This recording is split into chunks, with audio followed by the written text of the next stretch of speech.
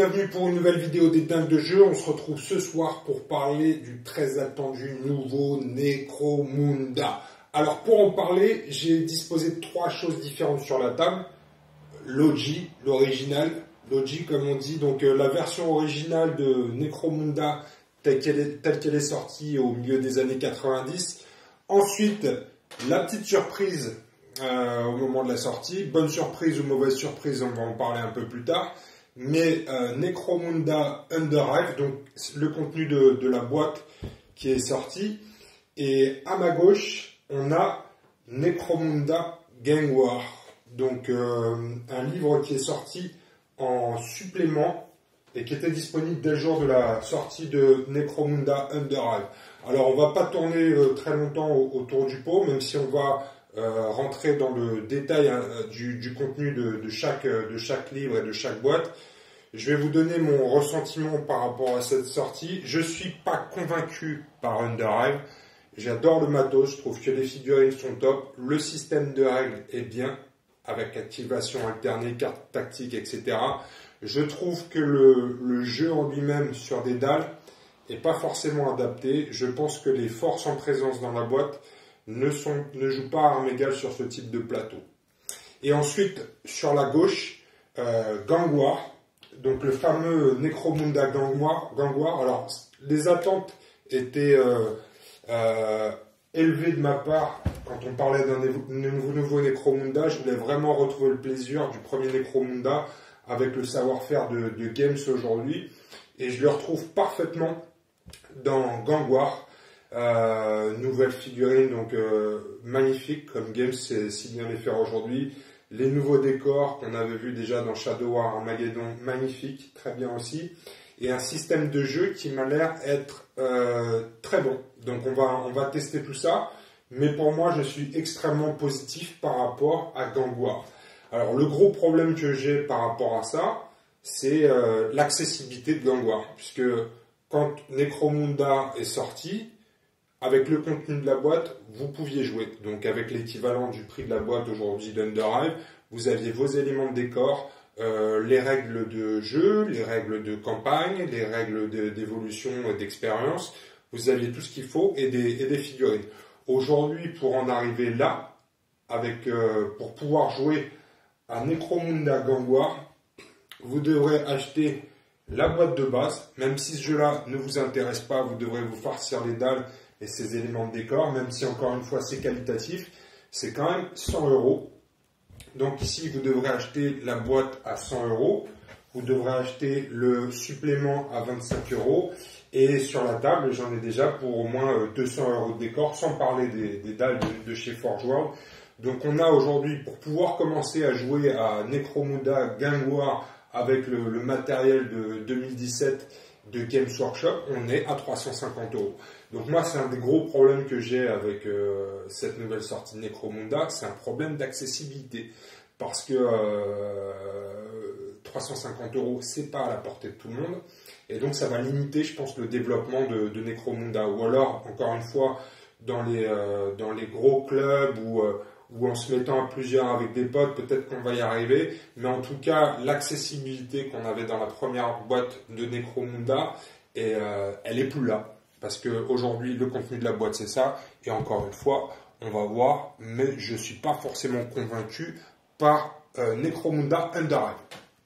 Alors pour parler de ce Necromunda, on va d'abord revoir rapidement l'OG. Donc je vous en ai parlé de l'original dans une vidéo précédente. Je vous mettrai les liens vers la première vidéo qu'on a fait de Necromunda.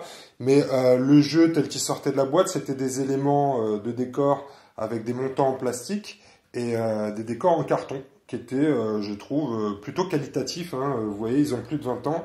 Et j'arrive toujours à construire des décors avec. C'était l'âge d'or du décor en carton chez Games Workshop, que ce soit pour 40K ou pour Necromunda. On retrouvait beaucoup ce type de décor. Faut savoir qu'à l'époque, il n'y avait pas de MDF, il n'y avait pas de décor en résine, etc. Et des décors full plastique, c'était très rare aussi.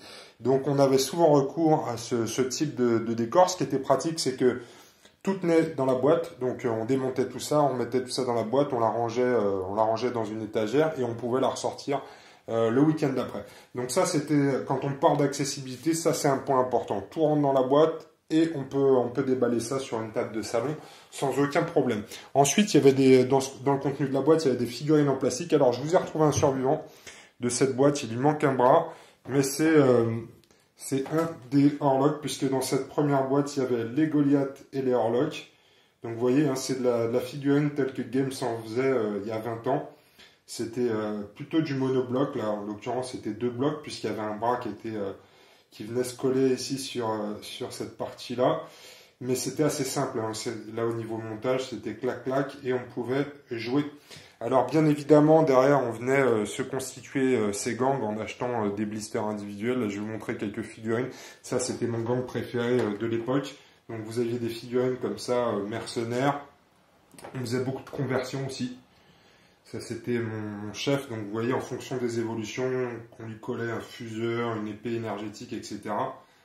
Mon chef. C'était le chef de ma bande. Et avec des peintures de guerre. On pouvait aussi acheter des figurines d'autres gammes que Games Workshop. Ça, c'était ma figurine préférée. Pour la petite référence, c'est le personnage de Mad Max 3 Thunderdome. J'adore cette figurine. Je pense que je vais peut-être la redécaper pour la peindre pour un de mes nouveaux gangs. Parce que en 20 ans, j'ai progressé un peu en peinture. Heureusement, pas tant que ça, mais certains diraient, mais quand même, j'ai progressé un peu. Alors, quand on commençait dans un gang, on était enfant. Donc, il y avait beaucoup de kids aussi, puisque c'était la chair à canon des gangs dans Necromunda. On commençait sa carrière au sein d'un gang en tant que kid. Et ensuite, si on survivait, on devenait un ganger adulte. Donc ça, c'était mon gang. Je jouais aussi les Escher, hein, un de mes gangs préférés. Donc ici, je les ai remontés sur des socles plus actuels pour pouvoir les jouer avec ma nouvelle boîte. Ici, un kid Escher. Ça, c'est des figurines de l'époque. Hein. Donc pour moi, on parle de figurines qui ont 20 ans. Les figurines de Necromunda, notamment les Escher, étaient vraiment de super qualité. Elles étaient même d'une qualité supérieure, je trouve, au reste de la gamme de 40K. Donc voilà le contenu de Necromunda à l'époque. Donc encore une fois, des décors en carton, des figurines en plastique, une gamme ensuite de figurines qui s'est étendue avec des blisters, et un système de règles qui était plutôt sympathique. Bon, des règles qui ont 20 ans, mais en tout cas, ça tournait plutôt bien. Il y avait un système de campagne, un système de gain d'expérience. Et donc voilà, quand on parle de Necromunda, c'est de ça qu'on parle, et les attentes, elles se font autour de ça forcément, puisque le nom Necromunda, il est devenu fort, et c'était Necromunda, à l'époque où c'est sorti, ça a été un succès commercial. Alors moi je sais que tous mes potes qui jouaient à 40K se sont mis à Necromunda, en petit jeu d'appoint. On continue de jouer à 40K, mais on jouait à Necromunda en parallèle. Et ce qui était pas mal avec Necromunda, c'est que ça permettait aussi de recruter des gens qui ne jouaient pas à 40K, parce que le format escarmouche était plus facile d'accès que les formats de jeux de bataille. Donc voilà pour le jeu original Necromunda. Super jeu, accessible, on pose sur la table, on peut jouer. Donc guerre des gangs, gestion de la 3D, campagne et gain d'expérience. Ça c'était vraiment le gros plus, je dirais, de cette version de Necromunda. Donc forcément, quand Games Workshop annonce 20 ans plus tard la ressortie d'un Necromunda, c'est à ça qu'on pense, avec la qualité des figurines actuelles et tout le matos comme Games sait en faire aujourd'hui. Et petite surprise, ce qui arrive dans les rayons, c'est Necromunda Underhive. Alors, je pense qu'on a un peu tous eu la même réaction, en tout cas tous les anciens joueurs, quand on a vu les premiers teasers sur ce Underhive, on s'est dit what the fuck. Parce que effectivement, ça ressemblait pas du tout au Necromunda auquel on a joué dans le passé.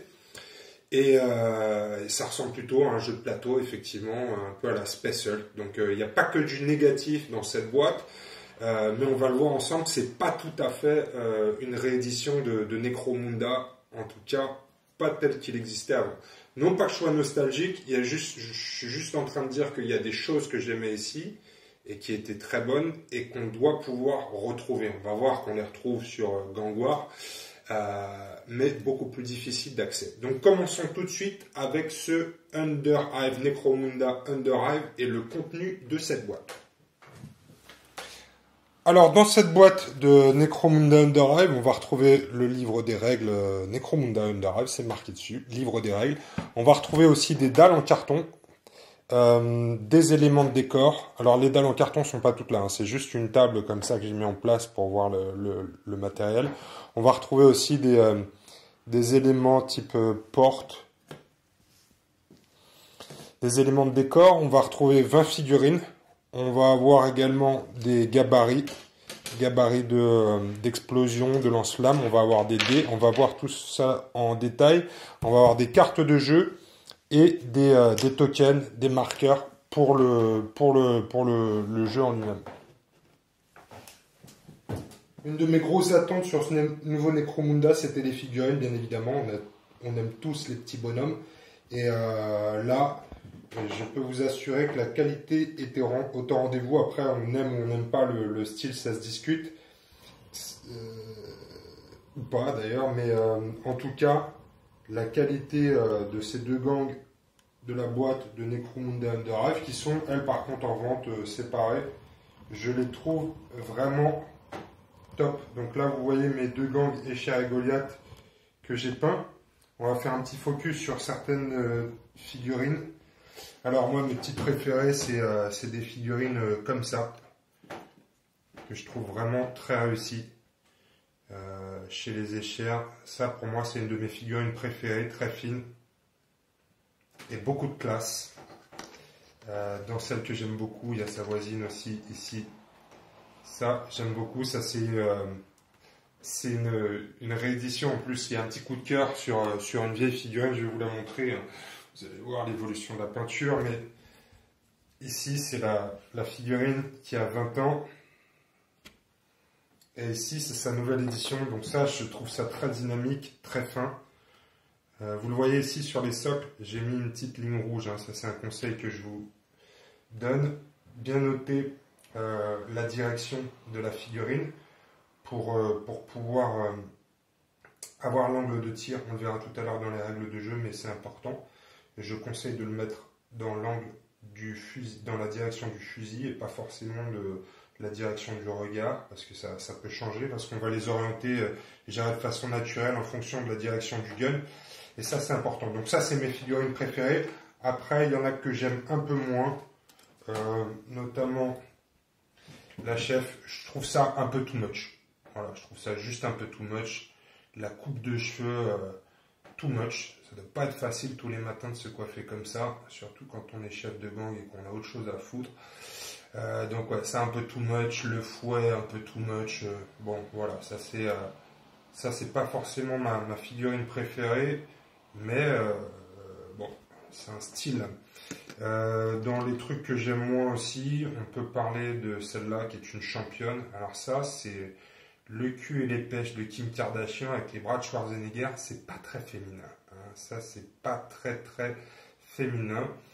Mais c'est les bonhommes du groupe, on va dire quoi. Hein. Ça, c'est les champions du groupe.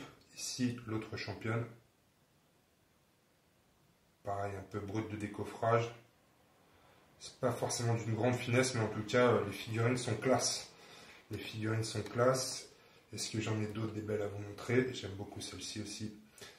Alors, pour le montage des figurines, par contre, ce qu'il faut dire, c'est qu'on est vraiment sur de la difficulté assez élevée. Hein. Là où avant, on était plutôt sur un niveau débutant avec la première boîte, là autant, moi, en tant que modéliste expérimenté, on va dire, je prends du plaisir, autant pour des débutants, c'est compliqué. Hein. À chaque fois,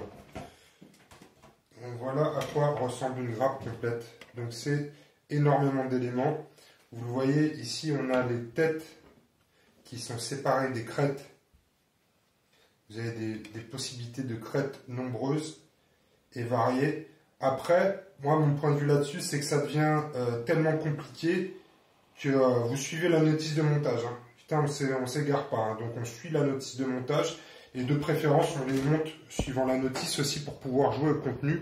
de la boîte Underhive, puisque les profils sont déjà créés et le reflètent le gang, les gangs tels qu'il est monté sur les notices de montage.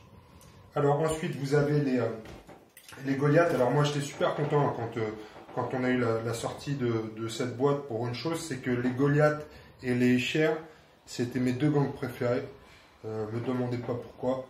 Peut-être parce qu'ils sont punk avec des gros muscles tous. C'est ma cam.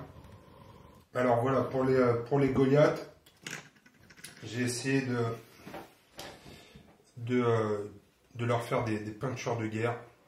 Vous voyez, certains c'est des bandeaux.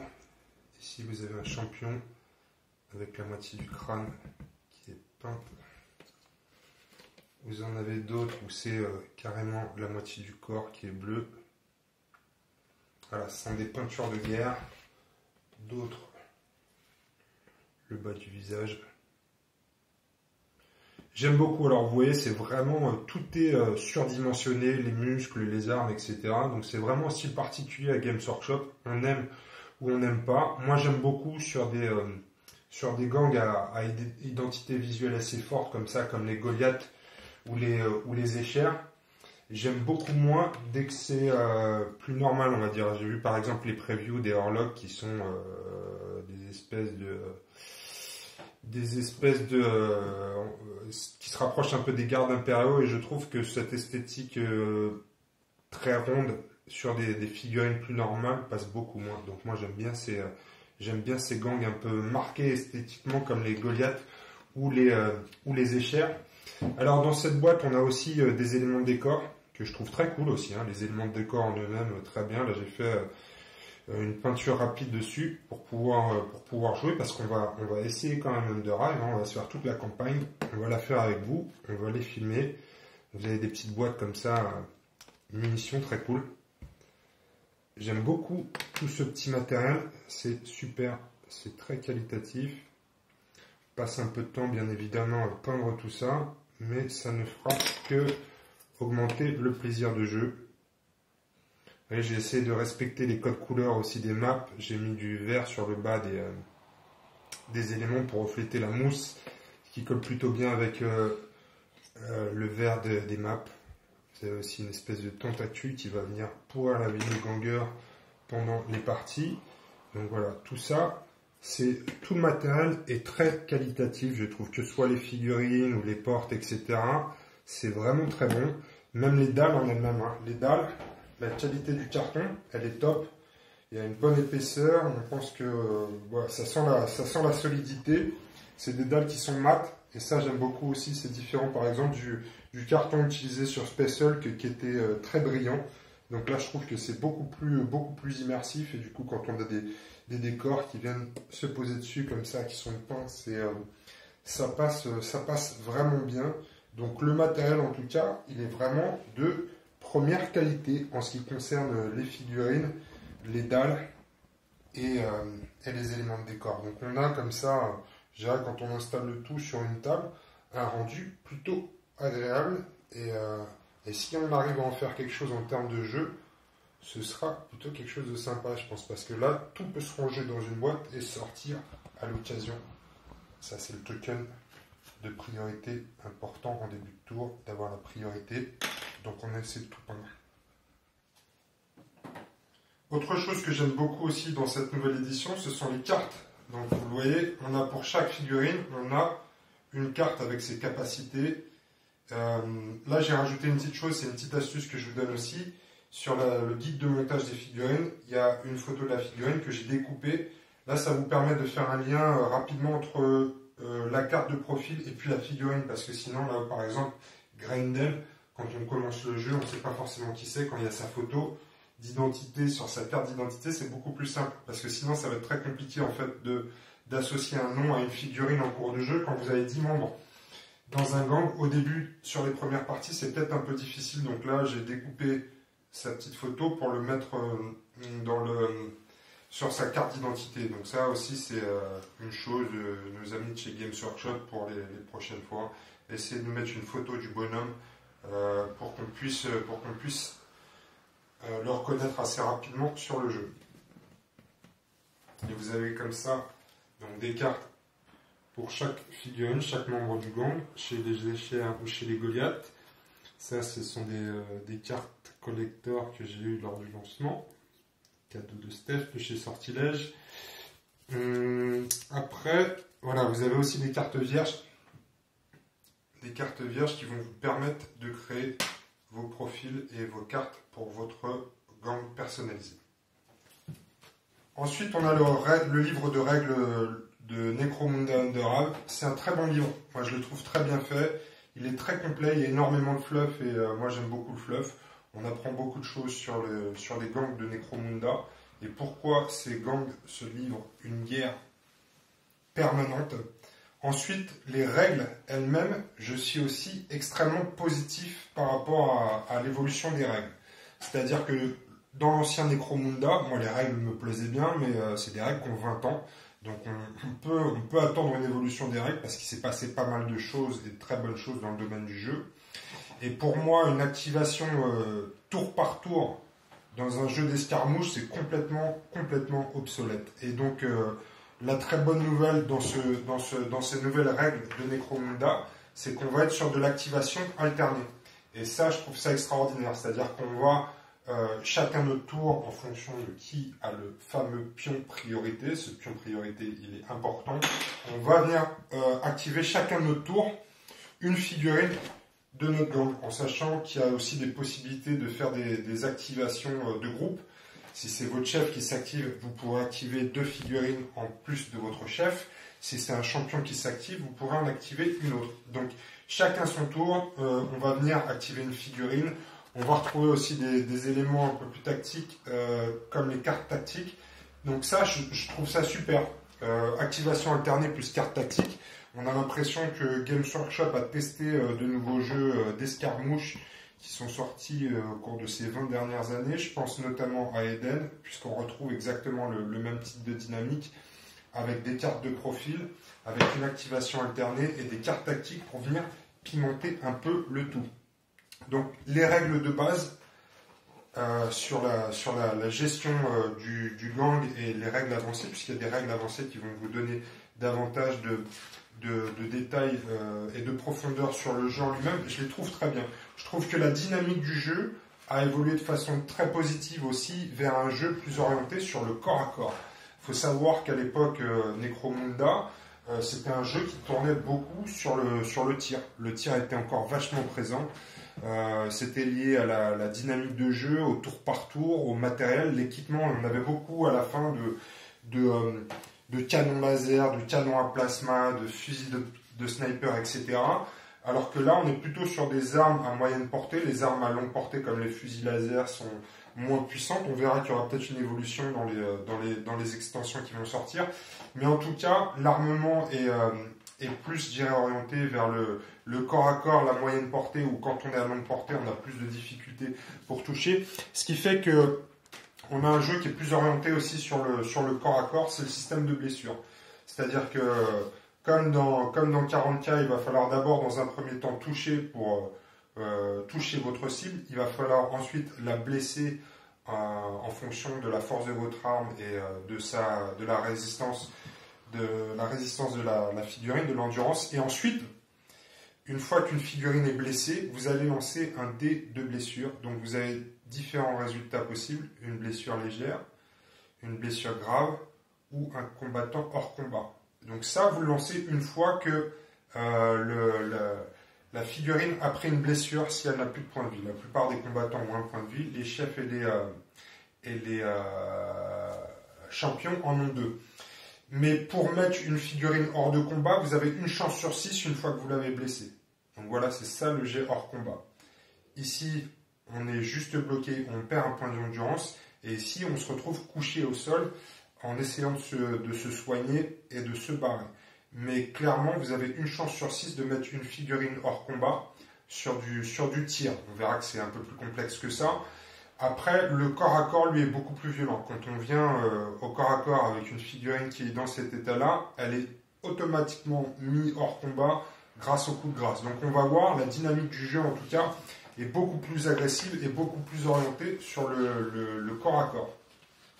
Donc ça, c'est très bien.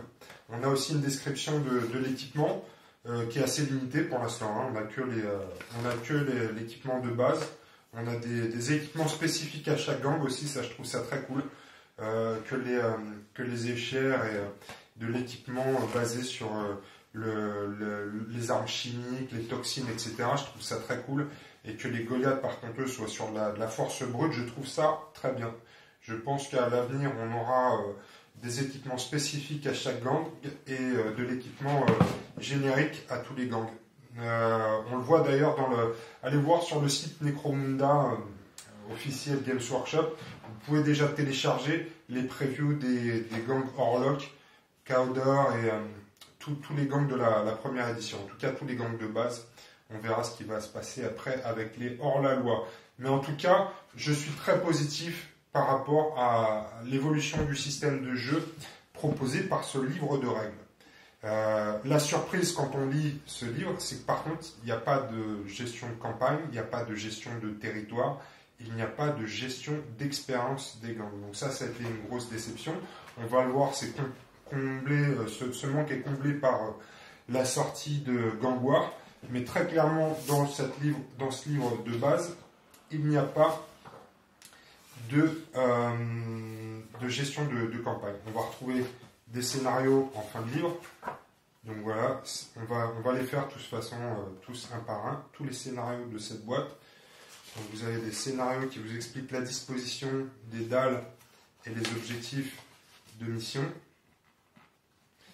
Mais il n'y a pas vraiment de gestion de campagne dans le sens où voilà, votre gang ne gagne pas en expérience, il ne gagne pas non plus de nouveaux territoires. Donc cette partie qui était importante, je dirais, dans la gestion de Necromunda à l'époque, n'est pas présente dans Necromunda Underhive. Donc ça faisait partie des petites déceptions à la sortie de ce livre. Encore une fois, on va voir que ces règles existent et qu'elles sont plutôt réussies à mon goût, mais que c'est dans un supplément.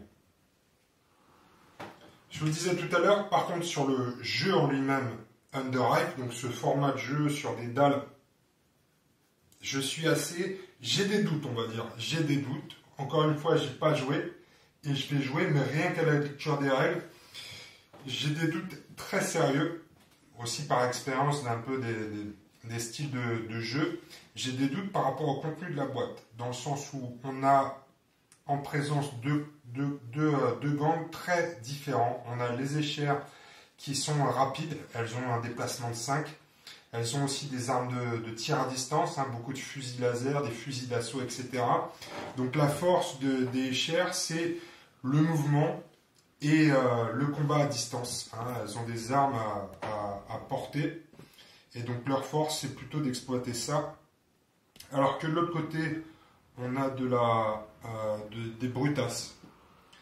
Plus résistants, plus forts, une meilleure sauvegarde d'armure. Et donc je pense que en fait ces deux gangs dans un format gang war sont plutôt équilibrés. Par contre, si vous les enfermez sur un terrain comme ça de Underhive, donc dans des sous-sols, en fait, toutes les forces du gang Escher sont anéanties, quoi. On perd tout le bonus du tir, c'est-à-dire qu'un fusil laser qui peut tirer jusqu'à 60 cm n'a aucune utilité sur des dalles comme ça. On se bat dans des couloirs et dans des pièces très, très fermées, alors que là, par contre, les Goliaths vont être excellents, ils vont pouvoir approcher au maximum sans prendre trop de tirs et pouvoir utiliser à plein potentiel leur armement qui à courte portée est fatal. Ça c'est Gunma, c'est Force 5 sur des Endurance 3, c'est très fort. Et je vous parle même pas du moment où ils vont pouvoir arriver au corps à corps avec des trucs comme ça. Donc voilà, je trouve que sur le principe, je suis pas contre. J'adore ce type de format de jeu de plateau. Hein. Je suis un gros fan de Space Hulk et j'aimerais beaucoup que ce jeu tourne. On va le tester. Hein. On va faire les 6 scénarios, je crois, de la boîte de base. Mais j'ai peu d'espoir sur l'espérance de vie de nos amis Escher. Je pense qu'elles vont se faire découper en rondelles ou aplatir par du marteau énergétique. Et ça, c'est très embêtant parce qu'on aurait finalement une boîte de base avec un jeu qui n'est pas équilibré. Et pour recruter, c'est très mauvais puisqu'on va gérer plus de frustration que de motivation pour les nouveaux joueurs. Dernier volet de ces sorties sur Necromunda, Necromunda Gang War, donc le supplément qui est sorti en même temps que Necromunda Underhive, allez savoir pourquoi, mais qui va répondre à certaines de nos questions, notamment sur la gestion de la 3D, puisque dans ce livre de règles, vous allez retrouver toutes les règles de gestion de la 3D, mais également de campagne et d'expérience de nos combattants.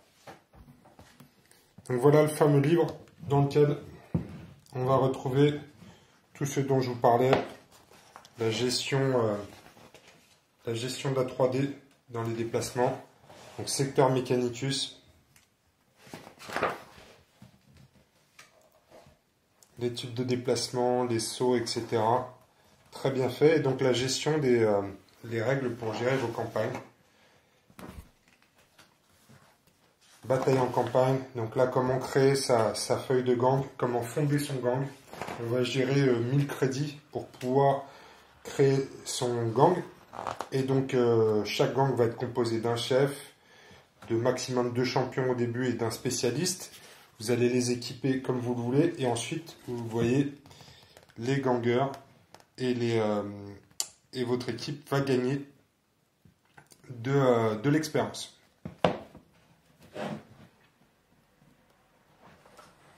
Des nouvelles compétences. Vous pourrez également gagner des crédits entre 2 batailles pour vous acheter du nouveau matériel. Donc c'était un peu le principe de la course à l'armement. Même si pour l'instant, avec les règles qu'on a dans les mains, on est assez limité en termes d'armement. Ce qui n'est pas pour me déplaire, mais il va falloir quand même apporter un peu de diversité, on va dire. Quand je dis c'est pas pour me déplaire, j'ai pas envie que Necromunda se transforme en un jeu de tir. J'ai pas envie qu'on retrouve les canons laser ou ce genre de choses. Mais en tout cas, il va falloir apporter un peu de diversité pour rendre le jeu attrayant et pour qu'on continue de vouloir se battre, en espérant trouver du loot de ouf avec de l'équipement un peu exotique. Donc les compétences, on a vu aussi les jets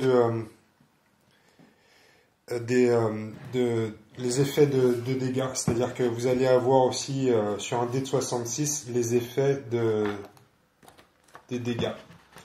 C'est-à-dire qu'on va avoir parfois voilà, blessures persistantes. Vous lancez un dé de 66 et vous pouvez être boiteux, mort mémorable, c'est-à-dire que vous allez avoir des gangers qui vont mourir. Quand on se retrouve hors de combat pendant une partie, en fait, on va venir tirer ici. Donc, mort mémorable, blessure critique, affaiblissement, et puis des fois juste dans les vapes.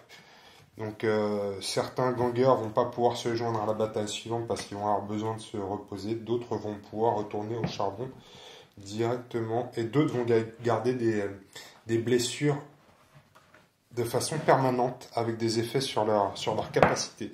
Donc tout est là, la gestion des territoires, la gestion de l'expérience, etc. Donc je dirais que tout ce qui manquait dans Underhive est complété par Gang War. Donc voilà les amis ce que je peux vous dire sur ce nouveau Necromunda, ou en tout cas sur ces nouveaux Necromunda, puisqu'on a aujourd'hui 2 produits. Ce qui est un peu surprenant d'ailleurs, hein, moi je mise beaucoup sur Necromunda Underhive. On va tester, encore une fois, on va faire tous les scénarios de la boîte pour voir ce que ça donne. On ne veut pas mourir bête. J'ai malgré tout quelques doutes, encore une fois, par rapport à ce jeu-là. Et on va également tester Gang War. Parce que là, par contre, feedback très positif, retour très positif sur ce jeu, sur le matériel, etc. La difficulté, encore une fois, c'est un problème d'accessibilité, c'est le prix de tout ça. Et je trouve que c'est compliqué, encore une fois, Games Workshop ne facilite pas la tâche, on va dire, pour arriver là. Il faut prendre les règles là, les bonhommes de là, mais si tu veux pas les dalles, t'achètes quand même la boîte. C'est toujours un peu compliqué, on se demande ce qu'ils font avec les jeux. En tout cas, je pense que ce qui est très clair, c'est qu'ils ont pris 350 balles. Et c'est ça qui m'emmerde un peu finalement dans la démarche de Games en ce moment, c'est que j'ai l'impression qu'ils ne voient pas forcément en moi un membre de la communauté, mais une carte bleue avec des papates. Et ça, c'est parfois un petit peu pénible. Donc écoutez, en tout cas, on va faire l'effort parce que moi, je suis un nostalgique de Necromunda. J'ai pris beaucoup de plaisir et j'espère le partager avec mes potes et mes enfants en leur faisant découvrir ce qu'est Necromunda. Donc, soyons positifs. Par rapport à l'évolution du jeu aussi, il y a quelques petits points à noter aussi dans Necromunda. Le nouveau, il n'y a plus de kids. Il n'y a plus de kids. Avant, on commençait dans un gang, on était des enfants. Et si on survivait, on devenait des adultes gangers et peut-être un jour chef. Aujourd'hui, on ne tue plus d'enfants dans Necromunda. Et je dis pas que c'est bien de tuer des enfants. Hein. De la même façon, j'ai remarqué que sur toutes les figurines, il n'y avait plus du tout de fourrure. Ça, c'est petit message spécial à nos amis de la Ligue de protection. Je ne suis pas du tout en train de dire qu'il faut tuer des enfants ou s'habiller avec de la fourrure. C'est pas du tout ça que je suis en train de dire. Je dis juste qu'on parle de science-fiction et d'un univers post-apocalyptique. Donc, c'est pas facile tous les jours. Si vous trouvez ça un peu trop violent, allez jouer à Pokémon ou allez jouer au tarot avec des gens voilà, autour d'une table. Mais arrêtez de nous emmerder avec la morale dans un jeu de science-fiction, parce que c'est très bien que tout ça soit beaucoup plus carré dans le monde dans lequel on vit. Par contre, à partir du moment où on parle de science-fiction et d'un univers post-apocalyptique, arrêtez de nous casser les couilles et de vouloir de mettre de la morale dans tout ça, parce que je pense qu'à la 3e édition de Necromunda, les Goliaths et les Échères seront en costume propre, pas de nudité, rien. Je rigole, mais je rigole à moitié. Hein. Encore une fois, on est dans un univers post-apocalyptique. On essaye de s'ouvrir sur des univers différents. Peut-être un petit peu violents, c'est vrai. Mais foutez-nous la paix. D'accord ? Tous les gens qui vous font des commentaires sur la violence dans le jeu, sur les stéréotypes sur les femmes, etc., sur les enfants, etc. Écoutez, jouez à d'autres choses. Il y a plein de jeux pour vous. Là, c'est juste un univers de science-fiction, donc arrêtez de nous emmerder. Ok ? C'est pas grave s'il n'y a plus de kids. Moi, je vais recustomiser les miens et je vais les jouer quand même sur Gangwar. La fourrure, j'ai peint des rayures de tir, etc. sur mes échères, j'en fais pas un cake non plus, mais je dis juste attention sur l'évolution de nos univers, ne vous laissez pas emmerder et battez-vous pour qu'on garde des univers qui soient libres, bordel. D'accord ? La vie est suffisamment organisée et carrée comme ça, à partir du moment où on sort nos petits soldats, on n'a pas envie de tout ça, ok ? Donc arrêtez. Et continuer de nous faire des trucs qui nous fassent kiffer, même si c'est parfois un peu borderline. Alors je comprends que Games Workshop aujourd'hui, c'est un plus grand public et un public plus jeune. Ok, on va pas en faire un cake, mais que ça n'aille pas plus loin. Parce que des Goliaths en costard-cravate et des chairs avec la mèche et le tailleur long, parce qu'il faudra quand même pas voir les mollets, c'est un peu vulgaire tout ça, je trouverais ça très dommage. Donc voilà un peu sur cette revue de Necromunda, du très bon matériel, un peu trop compliqué pour moi sur la façon que tout ça s'organise. Et ce qui me gêne quand c'est compliqué, c'est que finalement le jeu est pas aussi accessible que la première version de Necromunda. Je suis pas en train de faire mon nostalgique, je dis juste que si le jeu équilibré au final c'est ça, eh bien c'est compliqué d'y aller, alors que ça, c'était très simple. On sortait de la boîte, on jouait, on kiffait et il y avait une bonne durée de vie. Il y a eu des boîtes qui sont sorties par la suite avec des nouveaux éléments de décor, des nouveaux gangs, etc. Moi, mon problème aujourd'hui, c'est que si ça, c'est pas un succès commercial, il y aura pas de suite. Shadow War Armageddon, c'était une merde. Il n'y a pas eu de suite, c'est normal, c'était pas bon. Donc là, le problème, c'est que si ce jeu-là ne tient pas la route derrière, je pense que le suivi par Games Workshop va être assez limité. Et puis, une dernière chose, c'est que quand on parle de 350 € juste pour commencer sur un format comme ça, on parle d'un investissement sur du spécialist game en plus. C'est-à-dire que c'est même pas un jeu qui va être suivi comme 40 000 sur les 20 ans qui vont venir. Il va y avoir du développement, mais ça reste un petit jeu comme ça en parallèle de Warhammer 40 000 ou des grosses franchises de Games Workshop qui, elles, sont là pour durer. Donc, mettre autant d'argent sur un jeu d'appoint, c'est encore une fois un peu compliqué à mon humble avis. En tout cas, les amis, restez connectés. On va tester tout ça. On va tester Underhive, on va tester Gang War. On va commencer par ça, puisque les gangs sont prêts, puisque le contenu de la boîte est peint. On va commencer avec les missions de Underhive. Et ensuite, je vais continuer, moi, de peindre des gangs. On va essayer d'apporter un peu de variété. On va aussi utiliser les premières règles qui sont sorties sur les Orlocks, sur les Cowders, etc. pour apporter un peu de diversité, même si les figurines ne sont pas encore prêtes. On va voir si on peut récupérer des figurines de la version précédente ou utiliser des proxys pour pouvoir jouer. L'objectif, c'est d'être au moins 4 pour commencer sur une campagne de Gang War et qu'on puisse commencer à se tataner. Donc voilà les amis, ce que j'avais à vous dire sur ce nouveau Necromunda. Je vais vous mettre en bas dans la vidéo des liens vers les vidéos précédente, la vidéo qui parlait de Shadow War Armageddon, des décors qu'on a montés, peints, etc. On les a magnétisés pour permettre la flexibilité et la modularité de la table. Donc je vais vous remettre tout ça en lien. Moi je vous souhaite de vous amuser avec Necromunda. Ça va pas être simple, mais on va y arriver. En tout cas, on va y arriver. On va tout tester. Je vous dis à bientôt les amis pour une nouvelle vidéo des dingues de jeu. On se retrouve donc. Si vous voulez voir les parties, vous nous mettez un pouce, vous vous abonnez à la chaîne et très rapidement, vous verrez du contenu sur Necromunda. À bientôt les amis, salut!